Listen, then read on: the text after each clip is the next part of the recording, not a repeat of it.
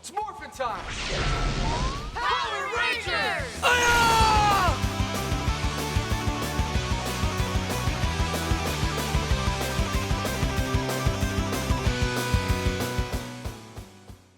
All right, so we do have the first appearance of King Shark. We've been chatting about Superboy #9 for quite a while now because of DC fandom. We know that King Shark's going to be in the James Gunn Suicide Squad 2 movie.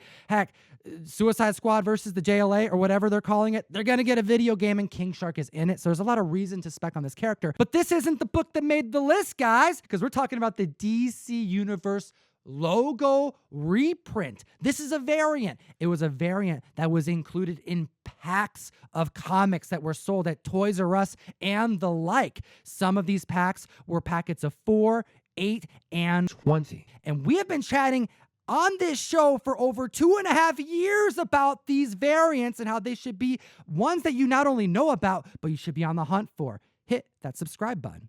So, first off, what are we talking about? So we're actually talking about the DC Universe logo, and this is something that there were lots and lots of comics that came out in the 1990s. These were reprinted comic books and comic books that didn't sell. So there's two types of comics in here, standard print and these variants that we're talking about in this video. The earliest known pack was December 1992, and the latest known pack known to exist was in December 1996.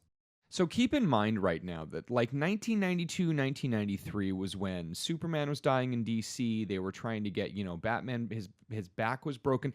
They were putting way more comics out. And we went from having smaller print runs to 500,000 on these print runs.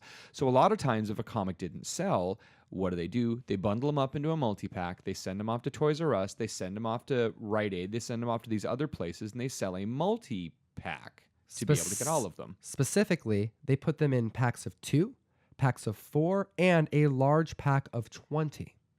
And I remember seeing these large packs of 20 at Toys R Us. And because they were sealed, you didn't know there were piled 10 and 10, and you didn't know it was in there. And a little sticker says, there could be a Batman and a Superman and a this and a that and a that. And you look at that and go, I have no idea. It could be 8 copies of Legion 1990 in there. Because again, they were putting the restock that they happened to have around DC into these just to get rid of them. But when they didn't have 20 comics to put in there, they only had 14, they reprinted comics that were recently on the printing press.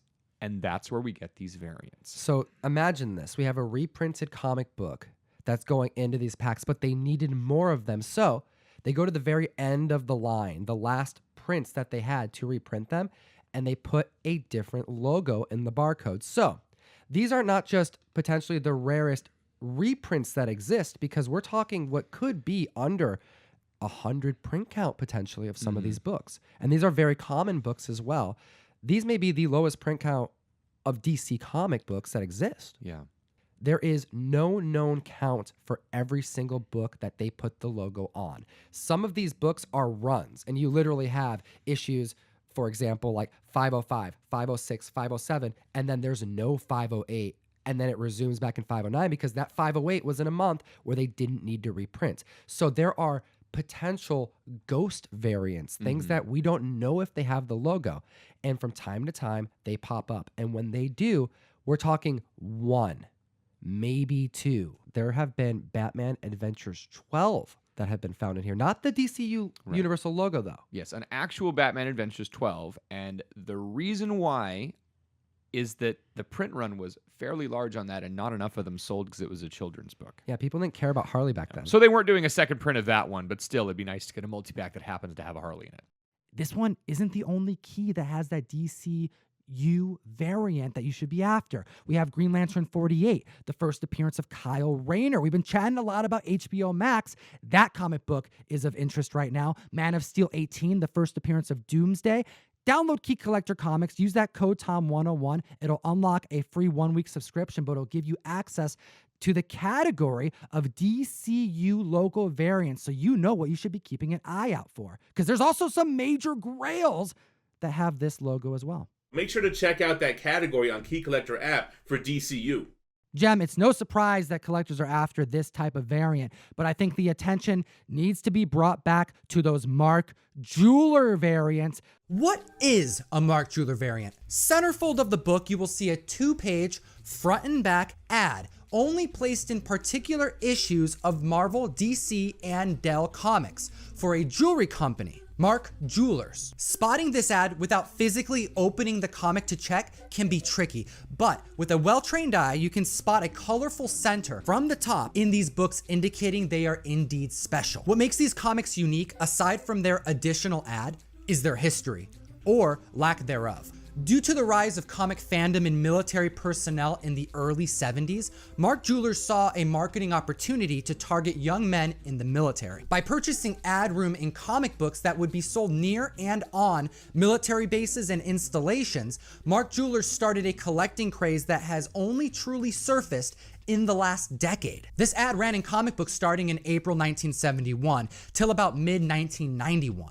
The ad was on a heavy cardstock most of these years, but given they were sold all over the world and sold to a target audience who mostly read the comics, most of these comics remain hidden in collections, waiting to be hunted, waiting to be found. Now, there were second printings being made of comics in this era, and many consider those as variants. But until this point, we do not see as big of a difference as an added centerfold to an issue. Can this be considered a variant? Is this the first real variant? The opinion on this is split, but when you follow the money and see the sales, the market has clearly ruled yes. Let's hit him with some very impressive price differences between the direct, the newsstand, and the Mark Jeweler insert. You have Uncanny X-Men 266, what the market has determined to be the first full appearance of Gambit, has a Mark Jewelers variant. Check out these numbers. You have a direct market 9.8 that goes for $500. You have the coveted newsstand edition that goes for $750. But that Mark Jewelers variant goes for $2,400. Huge difference compared to those other versions. Then let's take a look at New Mutants 98, the first appearance of Deadpool. A regular CGC 9.8 goes for $900. The newsstands in 9.8 are going for $1,200. But that Mark Jewelers variant, $2,200. The Mark Jeweler insert didn't just affect the Mutants, Gem. We have Hulk 340 classic McFarlane cover. CGC 9.8s have seen some impressive gains over the year, hitting $750. But we have that newsstand effect times 2 multiplier going for $1,500. But get this, $4,000 for a Mark Jeweler 9.8. Keep an eye out for that insert. It's going to be a different color, and you can spot it from above, comic fam. You got to train those eyeballs.